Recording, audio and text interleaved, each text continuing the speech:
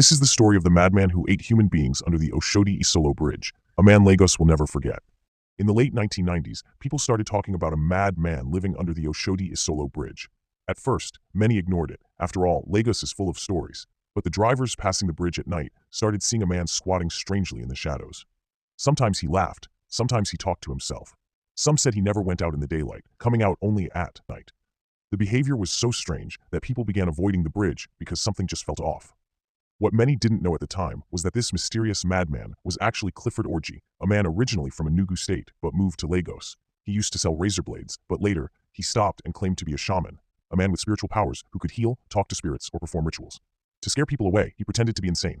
By day, he wandered the streets. By night, he stayed in a small shack under the bridge, later called Clifford's Kitchen. At night, smoke from roasted meat would rise from the shack. Neighbors thought he was strange, but no one imagined the horror inside. That horror became real on Wednesday, February 3rd, 1999, when a terrified scream pierced the night. That night, a woman screamed, a terrified, desperate scream. People ran to the sound and found it came from Clifford's shack. Inside, they saw a tiny, starving woman hiding among old tires, barely alive. Around her were human bones, skulls, hands, legs, and even fresh human meat cooking in pots. They also found a check for $80,000 and a mobile phone, which was a big deal at that time. The news spread like wildfire, and the crowd was filled with shock and anger.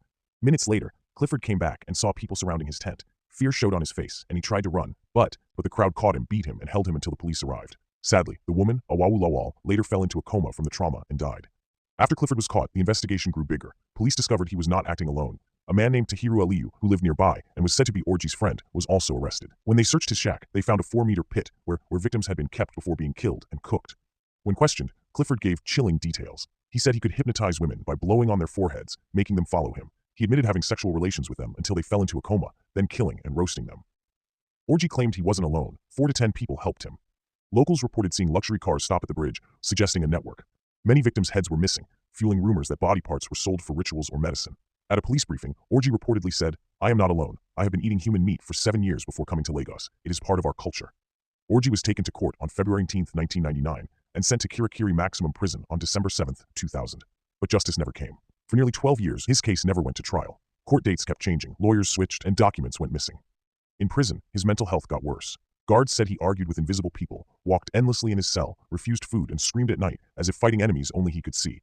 Attempts to move him to a psychiatric hospital reportedly failed. Finally, on August 17, 2012, after about 13 years in detention without a verdict, Clifford Orji died in prison at 46. Officially, it was natural causes, but there was no trial, no verdict, and no full list of victims. All that remains are fragments, the bones under the bridge, the terrified survivors, his confessions, and the fear he left behind. Even today, some Lagosians still avoid the bridge at night. Clifford Orji is remembered not just as a criminal, but as one of the darkest figures in Nigeria's crime history.